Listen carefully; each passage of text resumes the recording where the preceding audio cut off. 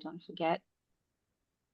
So welcome to the AfriTech Connect session. The session's title today is Resilience and Realities, Mental Health in the PhD Journey and Academia for Women. So lots of words, but really what this conversation is about, the stories of my amazing panelists here today. And I will jump directly into introduction. First, myself, I am Véronique Couttee-Jenkins. I am the founder and president of the board of the AfriTech Fellowship Program. I am really excited to be your host today. I'm excited to facilitate this conversation, to moderate this conversation with my amazing panelists today. And I'm going in order of my screen. The first person on my screen is, and I'm sorry if I'm looking down, I'm just reading on my phone, so I'll pull it up so I'm not looking down. Melanie is a PhD student. She is at the University of Mauritius, and her field of study is marine fisheries and ecology. Her research focuses on the density, diversity, and biomass of reef fishes across the islands of Mauritius, Rodrigue, and Saint-Brandon. She is passionate about marine conservation and ecosystem dynamics. Melanie aimed to contribute valuable insight into the sustainable management of coral reef fisheries in the Western Indian Ocean. Thank you for being here, Melanie. Next person on my screen is Dr. Cindy Lebras, who is a marine scientist with 9 years of experience in developing and applying multidisciplinary approaches to blue carbon ecosystems, monitoring and management in the face of climate change. She was formerly a Fulbright scholar. Dr. Lebras now works as an associate at Silverstrom Climate Associate, where she is combining her strong interest in blue carbon ecosystem as a nature-based and community-based climate solution with her extensive expertise in remote sensing to make evidence-based recommendation regarding the restoration and conservation of these ecosystems. Her work at Silverstrom primarily focuses on implementing greenhouse gas emission reduction methodologies and carbon standards to support blue carbon project development worldwide. Thank you so much for being here with us, Cindy. We really appreciate that. And the next person on my screen is, and going to the bio, Dr. Emily Vier is a Mauritius-based researcher, educator, and consultant with over 15 years of experience in environmental governance, coastal community development, and marine conservation. She holds a PhD in geography from the University of Guelph, where her work focused on justice and livelihood in the blue economy. Emily has led and contributed to diverse projects across Mauritius, including coastal management, participatory planning, and environmental education. She actually brings interdisciplinary insight and a commitment to inclusive, locally grounded approaches in policy, research, and practice around coastal ocean space. Thank you, Emily, for being on our panel. And last but not least is Shruti Jitan. She's a passionate marine scientist and a final year PhD candidate in marine biology and ecology. Focus on the ecological and physiological responses of coral in the Indian Ocean, particularly in Mauritius, Rodrigue, and Saint-Brandon. Her research explores coral adaptation to environmental changes and identifies habitat refuges that support resilience. By bringing molecular biology and ecological management, her work informs adaptive conservation strategies. Dedicated to continuous learning and leading by example, she strives to empower the next generation of ocean stewards. Through her work, she bridges science and action to protect marine life for future generations. So thank you, Shruti, for being with us on the panel as well. I'm really excited about this session because I think this idea probably sparked in my head. I was on a beach walk, our wellness morning beach walk with Cindy probably 2 years ago, and we used to go walking. I really miss her on my morning walks. And the conversation around mental health and academia came up quite a few times on these walks, and how we wished going into further studies, especially after our undergraduate studies, we had a chance to have conversation like this. So this is why I was really excited to have this panel today, because I think there's a push for people to pursue careers and further studies, and it's a wonderful push because we do 100% need more women in the STEAM field. We need more women in science, technology, arts, engineering, arts, and mathematics.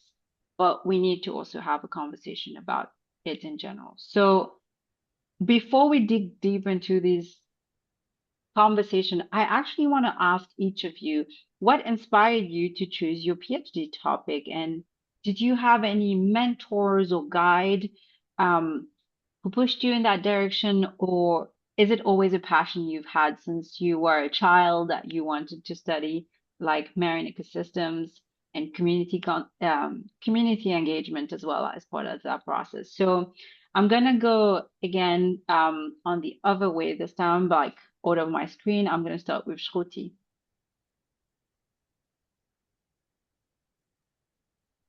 Thanks, Vero, for this introduction.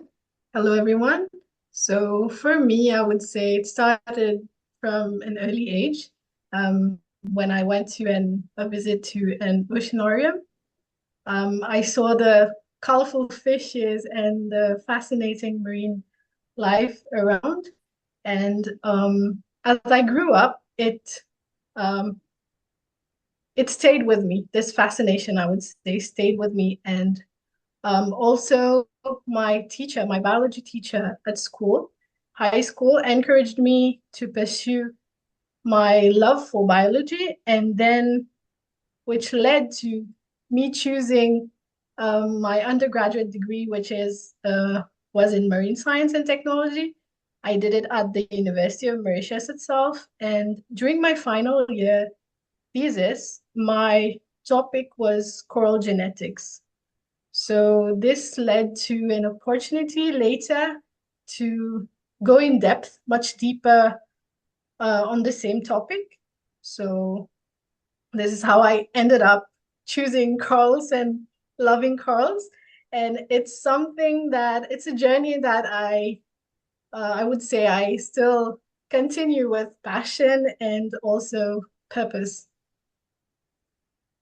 Thank you, Shruti, so much for that. And I will now pass to Emily.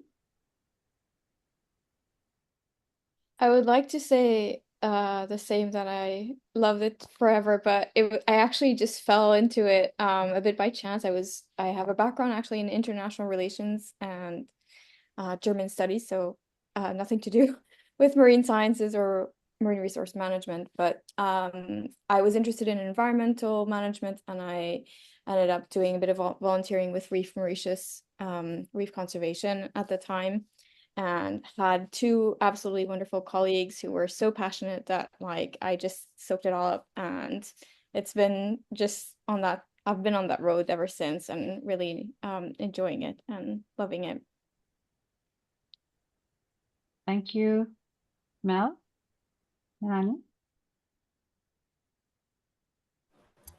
Hi, everyone. So I chose to do a PhD because I grew up by the beach. I live at Tamarind and I grew up by the beach. So since my childhood, I've been passionate about the sea, about what I can find in the sea, about the fish, the corals. And I think it's almost naturally that I've chosen this path. I've first done my BSc in marine science and technology. So I've worked as a research scientist as well at the University of Mauritius in the marine field. And I got the opportunity to pursue my PhD, which I accepted. And now it's nearly the end. So Yes, I'm very excited for you, finish line. And so, Cindy.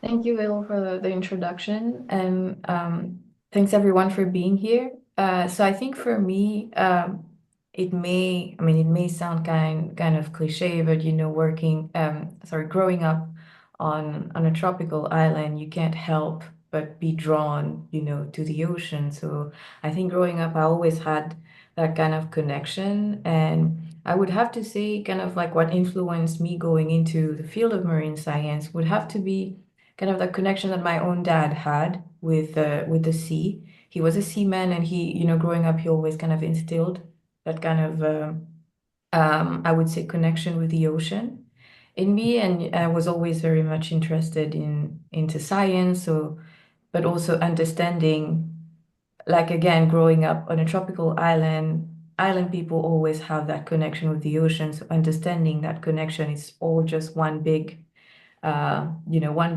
connection between what's in the ocean and, the people that depend on it.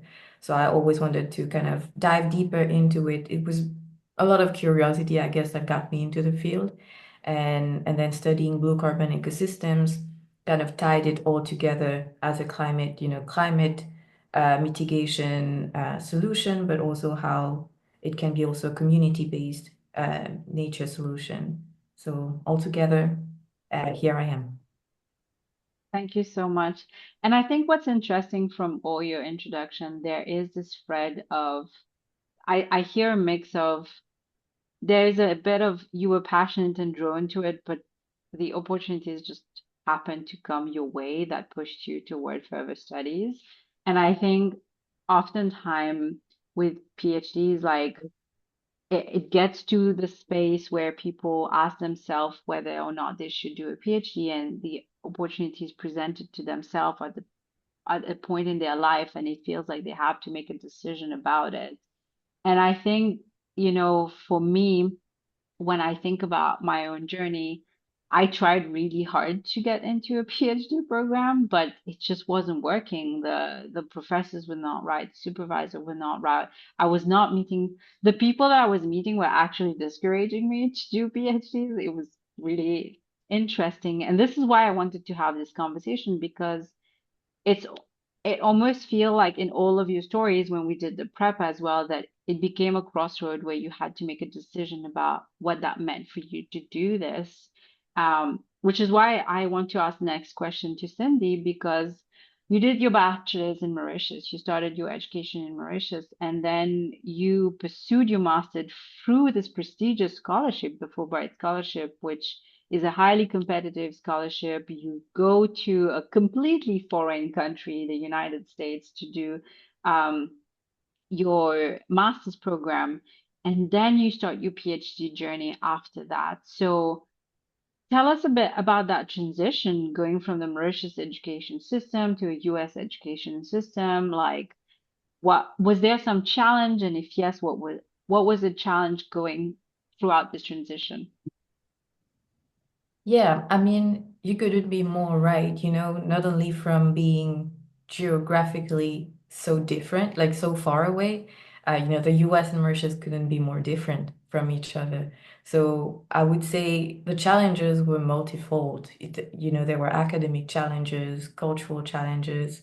I think the main one, uh, culture, I think, the culture shock was big. Of course, through the scholarship, the excitement at the beginning kind of fades away when reality sets in. You're kind of excited to be in a new country, meeting new people in a new program where you can kind of pursue higher studies. So I think once reality sets in culturally, it was a big adjustment, socially as well.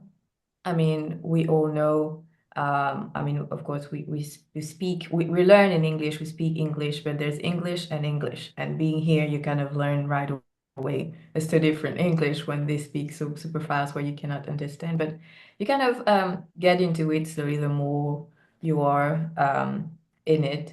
So I think yeah, you kind of start building your circle, building your network.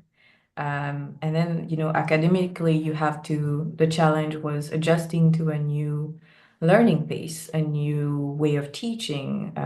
Graduate school in the US can be very intense, and you kind of have to adjust from, the kind of more chill, slow-paced life of Mauritius to kind of like a more intense pace in the US. So I think that was challenging, but overall, I would say it's not it can be challenging, but you do get through it as long as you can find the right resources, but also the right people to surround yourself with. Those would be kind of the aspects. And then going, the master's itself. So I had been out of school. I finished my bachelor's, worked for 2 years, and then went into my master's degree. So I had been out of school for 2 years. So kind of like readapting to being in school, but in also a different learning system was one way. And then after my master's, which, like I said, was quite intense, the opportunity presented itself for me to do a PhD, and I decided to take it. But it wasn't without roadblocks, or speed bumps. So I had to kind of get over these. In the US, funding is you do need funding to do a PhD. And, funding is a lot of proposal work, application. Uh, in the meantime, until you find funding, you have to find other ways to kind of continue funding your education. So there's teaching assistantships. So which means I had to teach undergraduate classes, so bachelor classes. So having to balance my coursework, having to balance proposal writing and trying to write grants and find funding, having to balance teaching and having to grade. This was all together a lot of things that probably people don't tell you when you get into a PhD. They think it's all sparkly. You get a PhD, research, great, but no, there's a lot of fine prints, I would say, that should be more obvious, not fine.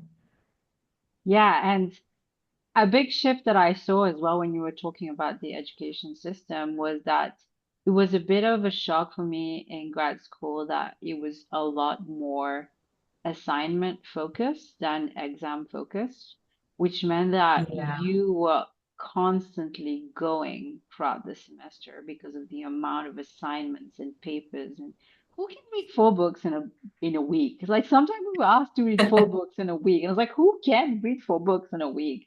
I love yeah, reading, but the amount that was expected to do in a week, and people were working full time sometime as well in parallel. And so there is the reason I bring this up is because, especially in Mauritius, we are often encouraged to go study abroad. And I always say to anyone that is wanting to go study abroad, there is some financial implications to not just the cost of the study, but to living abroad. And with that, what would that mean from you having to sustain yourself in an international country and study simultaneously? Are you paid? Is this a paid opportunity? Are you being paid, and how much are you paid? Because I think the mistake that we can do sometime coming from Mauritius is that we look at it in rupee, we convert it to rupee. I was like, wow, that's so much money. But then little things like looking at the cost of living and how many hours you're working a week, like all this, like you said, it's a lot. It can be so much when you combine all of this. Yeah, so I'm actually going to shift to Emily, um, because I feel like Emily also had this experience abroad. And so I wanted to ask you, Emily, because you chose to complete your PhD at the University of Guelph in Ontario, Canada. And if you could tell us first a bit more about your research on emerging blue economy discourses in Mauritius. And what led you to focus on questions of equity in this context? Because the aspect I'm curious about, you chose to focus your research in Mauritius while studying at a Canadian university. Did you feel like you had the right support system while being abroad to approach such a local question, and had the right support system while doing this from a different country? Thank you. Yes, I as we talked about it before, So I didn't go through my education one after the other. I took 4 years between my bachelor's and my master's, and then I took another 6 or 7 years. And I had applied to PhDs before, and I got, I think, waitlisted, and it was just sort of general programs that you applied to the program, you didn't sort of reach out to a supervisor. And several people had told me, like, if you're interested in doing a PhD, you should really identify a supervisor. So the first thing was that I wanted to do a PhD because working in Mauritius, so I was coming from a social science perspective. There was a little bit going on in terms of socioeconomic monitoring, and there were more and more projects on involving coastal communities in, for example, MPA management. And you read all these things, and I was so excited to do all this participatory work. But in practice, things are a lot more complicated. Any kind of environmental management is, it's a very political space in the big P and small politics as well. So in the broader sense of the term, mostly is what I mean. And so in practice, you're trying to get everyone to work together, but there are all these power dynamics, and the space is not shared equally, and people don't have the same voice, and sometimes people disengage, and there are some unsaid things there that require, I think, a deeper analysis. And so getting back to the second part of your question, so I took some time before applying, and I was reading a few papers on the political ecology of marine conservation, and I reached out to a professor in the US actually who gave me a bunch of names of people who are doing political ecology of marine conservation, and two of them were in Guelph.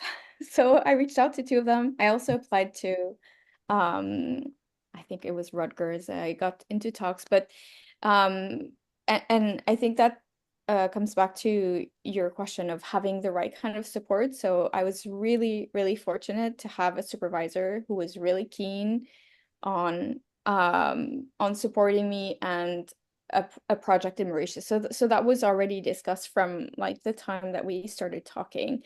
And I was just explaining that like I could do it here, but maybe I wouldn't be able to have the same sort of distance or the same breadth, especially within political ecology, I think. So it was, yeah, I was really fortunate to have Noella that Alyssa knows well, because we started at the same time at Guelph. So that is a huge difference. And a lot of people told me that before, like reach out to someone, find someone to work with, find the right person. And it took me a while to settle with that and gather the courage, but it then sort of, if you share interests, then you can obviously develop relationships based on these shared interests. So yeah. Yeah, and that really brings back the messages like having the right support system. I used to like joking that I felt like I was dating because when I was considering my PhD, so I didn't end up doing my PhD, and but I didn't just not do my PhD. I actually interviewed multiple supervisor. I interviewed them. I want to emphasize this. And I felt like I was dating. I felt like I was, this is dating life because I had all sorts of weird scenarios and weird conversation, people that was really like into some research, but I wasn't sure they had the right human skills. And I realized that it's very much a relationship with someone that you're gonna have for multiple years. And you're gonna have to be in touch with that person. And it's and it has a very serious power dynamic because that person has the ability, it's more than a boss. It's like I think it's a level above having a boss, right? Because you're in that relationship, it's a committed relationship. So yes, Cindy, you wanted to share something? Yeah, no, I just wanted to kind of chime in. I won't take long, but to kind of add to what you just said in terms of like that human connection, like being in graduate school, you see that too often where the faculty advisors are very much academically focused, and I've had friends who've had to change advisors in the middle of their program, which adds another level, another layer of pressure for them. And I think you're right. Like, it's not only about them interviewing you as a potential PhD candidate, but it's also about whether they will be a good fit for you. Because at the end of the day, it's your journey, it's your PhD journey, and you want to put all of the chances on your side. And having a good mentor, a good faculty advisor is like the priority. Yeah, 100%. And I think it's such a good advice for anyone considering a PhD out there is give the time to understand, even if your supervisor is not necessarily the right person, but having a support system is really, really important. But making sure you have a good supervisor is really important. And support in general is really essential, which is I actually want to touch on not just having resources for mentorship and support, but potentially like getting financial support and funding. And my next question is actually for Shruti. So Shruti is passionate about protecting the lagoons. Like I last time saw her, she was in Flic at the beach and she's going to monitor corals, and the waves were like, nope, not today.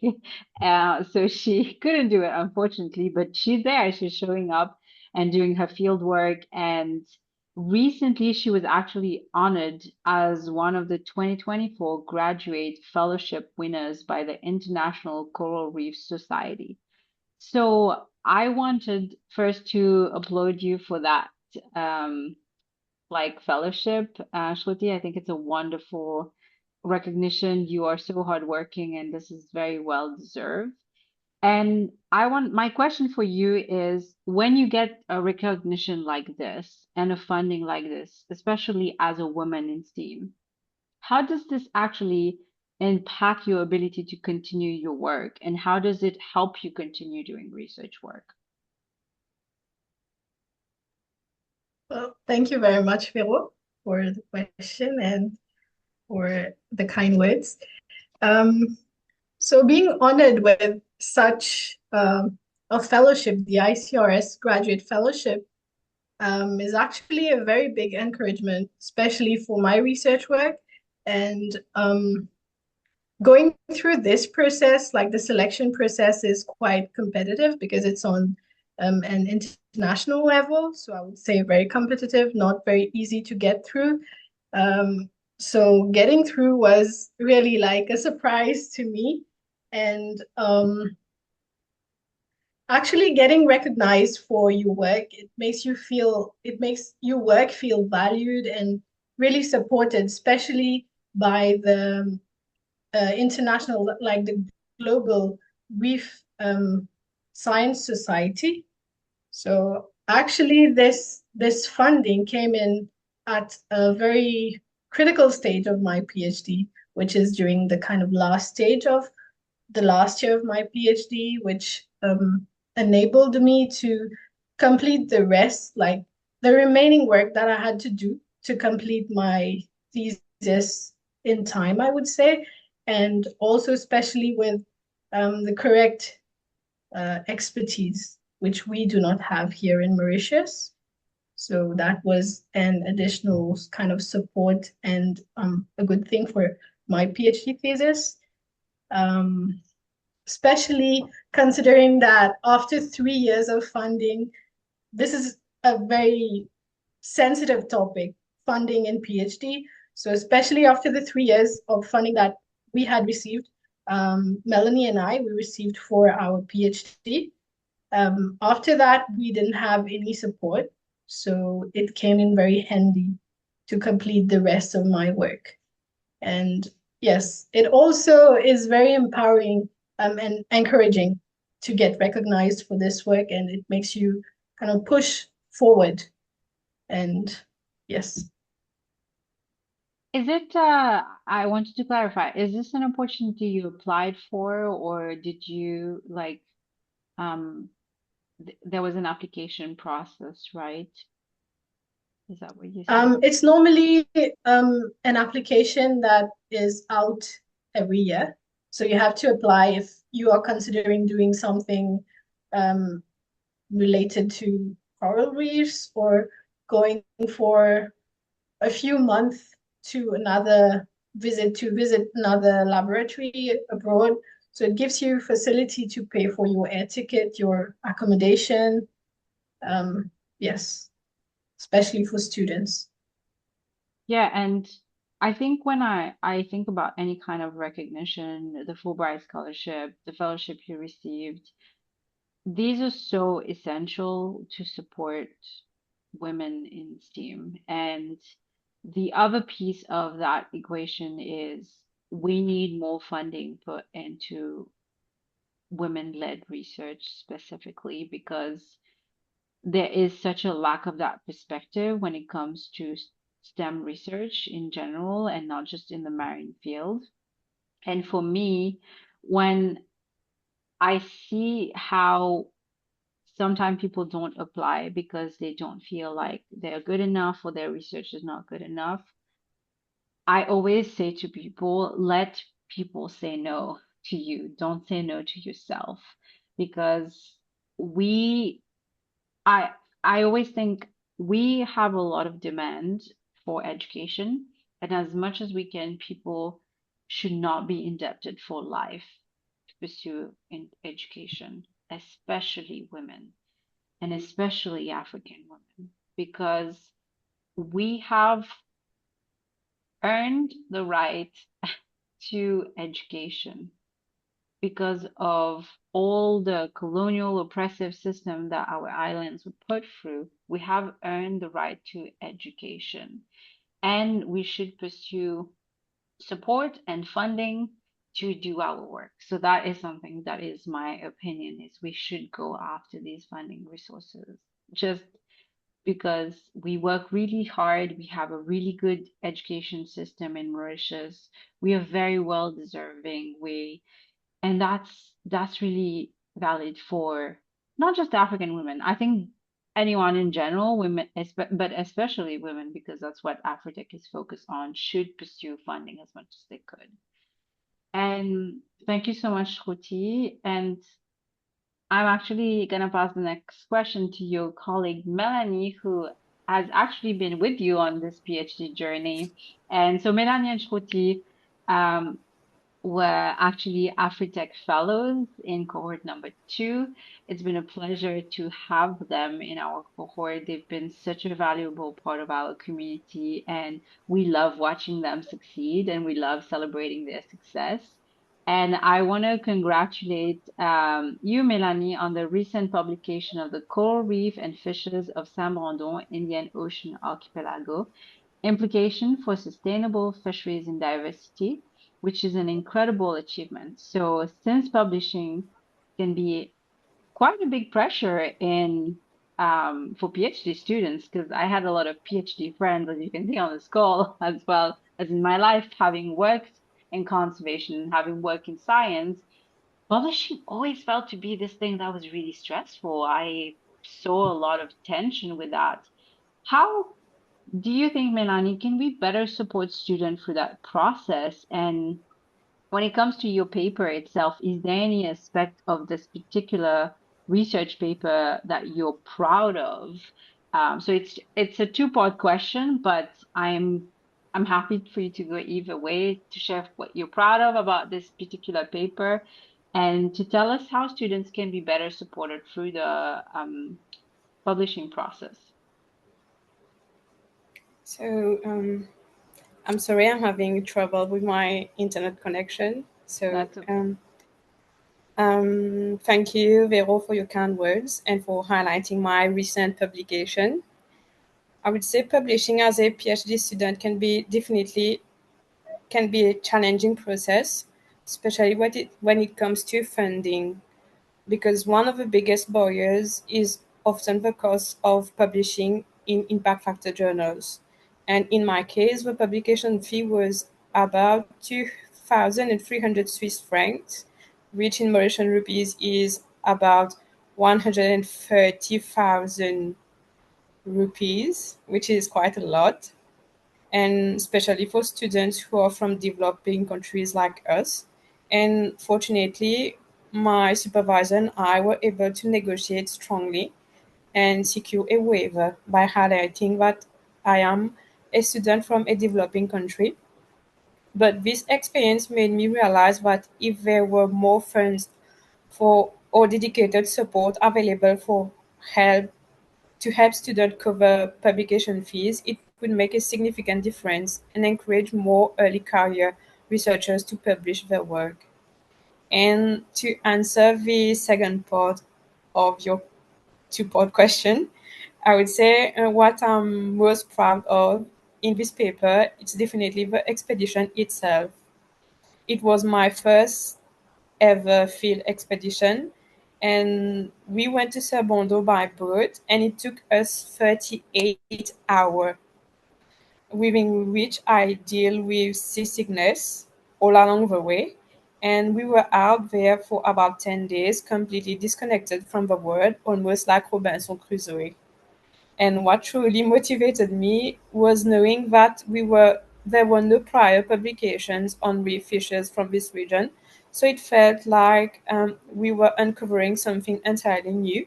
And writing the paper was a challenge, especially with the limited literature available on the flora and fauna of Sermondo.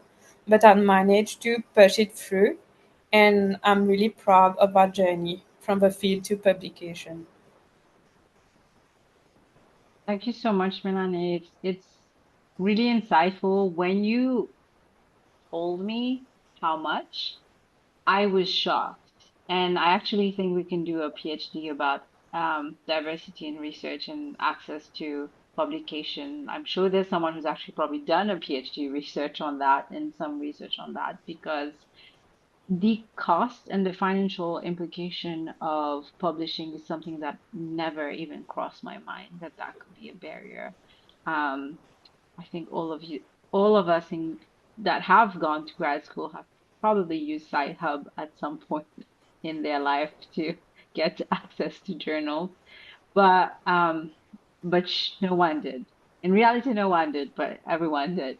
And so I think for me, I was very shocked when I heard this because it made me realize the lack of equity that exists in academia when it comes to research, and how are people and research institutions, especially in African countries, able to put out their research with those kind of hefty fees that exist for publishing is my question, because it really, really shocked me when I found out about this. And I'm sure there's so many other things that constitute barriers for African countries, especially to be able to contribute to the global research community.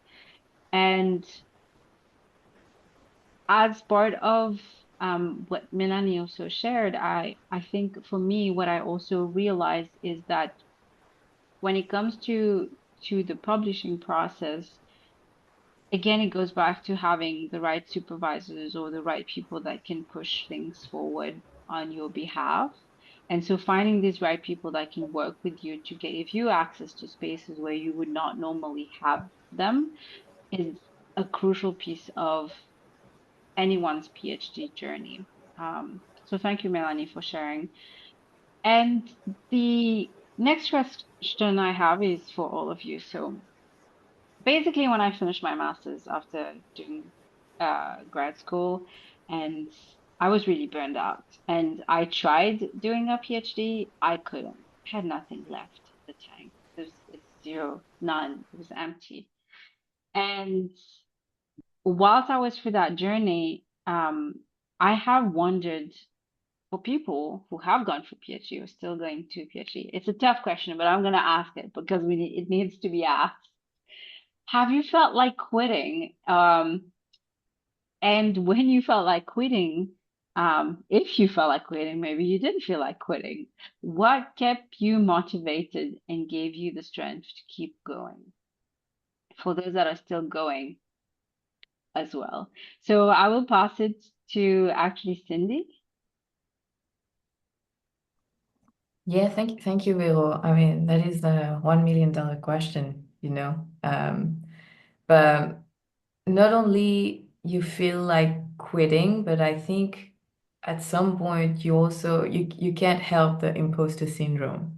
You know, you're like wondering, like, am I I really good at this? Because you are going through so many challenges in trying to find funding, and you get proposals rejected, papers rejected. Like you said, publishing papers is a big part of doing research and the PhD journey. But then you go through many challenges of trying to publish, and then you can't help the imposter syndrome. But I always like this kind of like phrase that says, she believed she could, so she did. I think if we're doing, if we're in it already, that meant that something in you believes she can, you know? So it's just about trying to reclaim this voice every time. Find that voice again that believed in you, like yourself, and kind of bring it to the surface so that you could continue. Of course, there's a lot of, like you said, external support. The support system is very important. Taking care of, your wellness in general. I mean, academic performance is very important. And as coming from Mauritius, which is a small island, and yet we have a very good education. We have a lot of potential. So when you actually go to for higher studies out in how to say it, yeah, for higher studies abroad, there's a lot of expectation from you, because even more because you come from such a small island and then you actually made it out. So all of this kind of makes you think, you have a lot of expectation and you have to continue going. Of course, you don't have to meet those expectations, because at the end of the day, it's your journey. You do what feels good for you. But then, you kind of think about all of this, and that kind of keeps you going. You're like, if I made it out here, I can made it. I can continue until the end of, the journey. Yeah, that's so true. It did help to continue like on that path as well. And I also ate a lot of Rocky Road ice cream, like whilst I was in grad Yeah. school, and lots of sushi. That and a lot of ice cream also helps. So I will pass I will pass it to Emily. Yeah. Emily? Oh yeah, sorry, Emily. A lot of ice cream for me too. So I definitely I had a moment, I think, in the final stages when funding was running out and had to figure out how to pay for tuition and extending visas, even though I was in Mauritius, I still had to extend my visa over there in Canada. And I think getting back to the why, and that was really important. And I wasn't like, there was a bit of a disconnect, because especially if you're doing social science and you're interviewing people, then you have a responsibility to the people that you're interviewing and the information and the stories you're collecting. And I was like, it was always there, but going from field work and then just sitting behind a computer on your own, especially during COVID times and everything, over time, and like, yes, so rehashing the chapters and rewriting them, like at some point I was definitely very close. But yes, I think it's also a matter of responsibility, and like for me as well, from like the position of privilege that I feel like I came from as well, that I didn't have a choice. So it could have taken even longer. It took me just under six, like just around 6 years, like just under 6 years, but like it was gonna happen eventually. But yeah, I definitely wrestling a lot with imposter syndrome and being unsure and sort of like a disconnect, and spending way too much time also on these social media PhD journey memes and all that just sort of reinforce this idea that you're on this really like mad path. So I would say, yeah, the purpose is really important. The sense of purpose.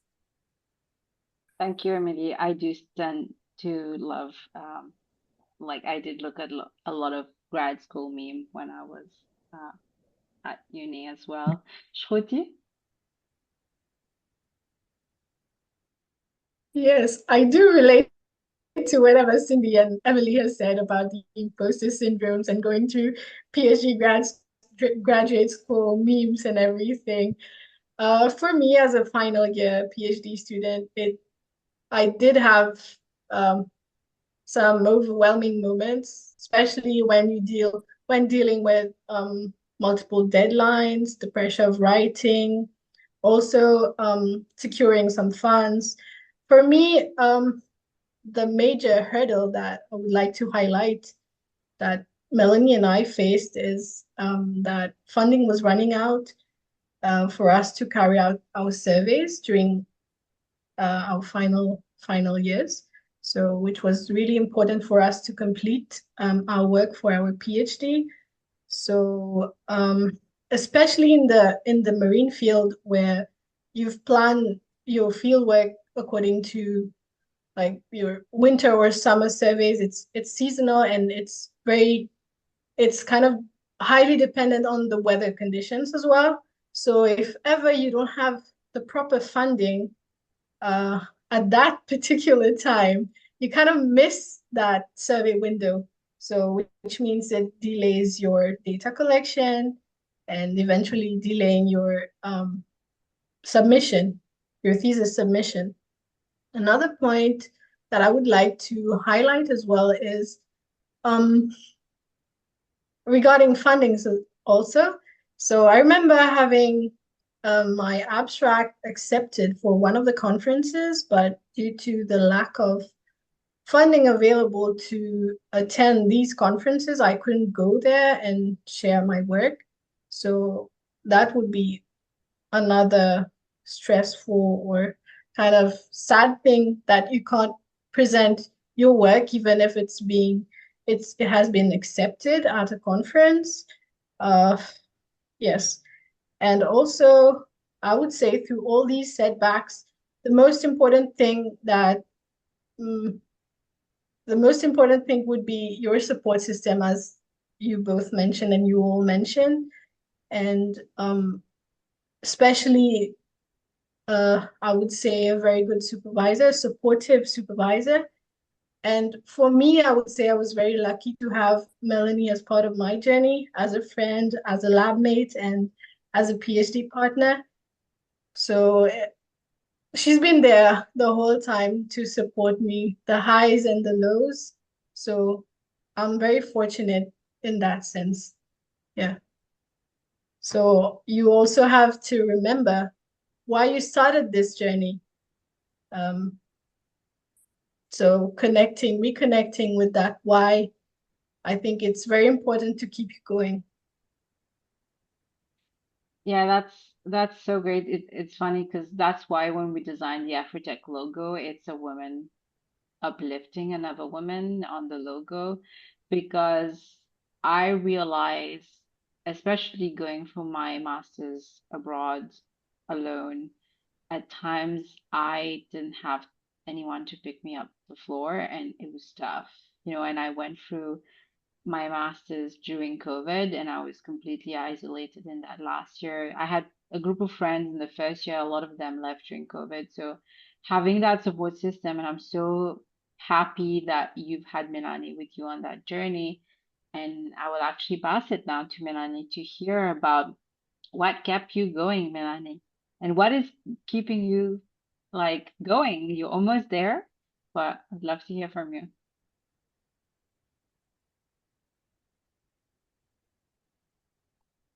Unless we've lost Melanie. No, we haven't lost Melanie, but she's muted.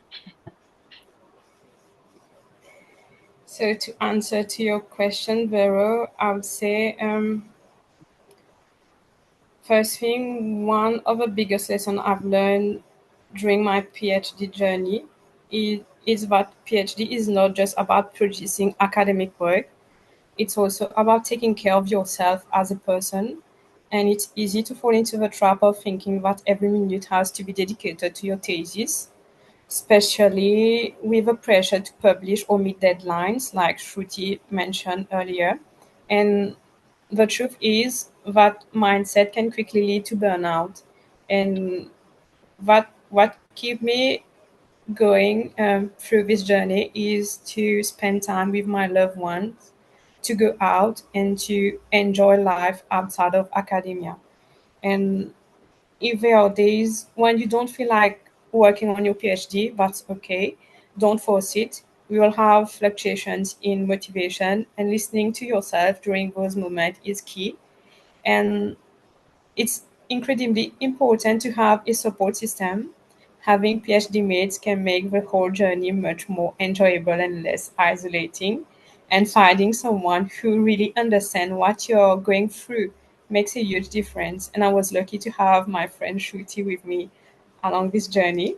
And just having someone who could relate, talks things through, and even laugh about the madness of it all made everything a bit lighter.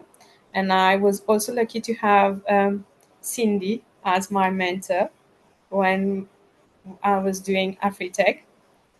And our little talks and morning walks help as well. And I would say keep your goals realistic and celebrate small victories along the way. They, whether it's completing a chapter, getting feedback, or simply making it through a tough week, don't measure your success against others. Your pace, your process, your progress, and your journey are unique. And so, in short, be passionate, but also be balanced. Make time for yourself, build a support system, and don't forget you're allowed to enjoy the process too. Your well being isn't separate from your academic success, it's a core part of it. So great to hear everything you had to share, Melanie. It's so beautiful and so wonderful to hear you that say that. And I'm very proud of your personal journey and your growth and being kind to yourself as part of that process because at the end of the day, a thesis especially is very much a creative process. And I don't think we talk a lot about like how much it is a creative process because yes, it's grounded in science, but science is a creative process. It requires you to think creatively about how you're gonna pull all these different sources of information to make sense and present it in a way that's engaging. So it's very much a creative process, and writers don't do well if they're burnt out and exhausted and don't have the support. And so I want to thank all of you for sharing today. Unfortunately, we didn't have time for Q&A, but I wanted to thank the four of you for this wonderful panel. And I promise you, we're not just randomly following Cindy on the beach, like uninvited on her walks. We were all invited on her walks. Um, I don't know if anyone has anything to say before we wrap up this session. Um, any last thoughts or comments? I just wanted to add, like, if any other people that joined today wanted to reach out to us, to just if you could just make our email address available. We are on LinkedIn as well. Just our contact information. We're always happy to kind of talk if they need to kind of hear more perspective on if they want to pursue a PhD. Thank you so much, Cindy. So, yeah, a couple of things. Make sure, like, I feel like I'm doing social media stuff, but make sure that you go and follow these amazing women on LinkedIn. We also ask you, we have a newsletter where we post upcoming and past AfriTech sessions. So, sign up for our newsletter on AfriTech Fellowship website. And you can follow us on LinkedIn. You can subscribe to our YouTube channel. I really feel like these people hit like and subscribe. But thank you everyone for this wonderful session. I had a wonderful conversation. I almost felt like there's more to say, like there's like a lot more to say, but I'm very grateful for your time. I'm deeply appreciative of you taking the time today, and thank you for all the wonderful messages I see in the chat. There's Elisa thanking you for sharing stories. There's Darshana as well. Thank you everyone for inspiring stories. I enjoyed being part of this conversation. It is nice to see STEM women to achieve their goals despite the difficulties. Thanks again. And thank you for sharing all your wonderful voices. Thank you for this insightful discussion from Pauline Okayo. So thank you to all of you, and I will see you next AfriTech Connect session for our people joining, and talk soon. Bye, everyone. Thank you so much you. Good to see everyone. Bye-bye. for having this Bye. conversation. Bye.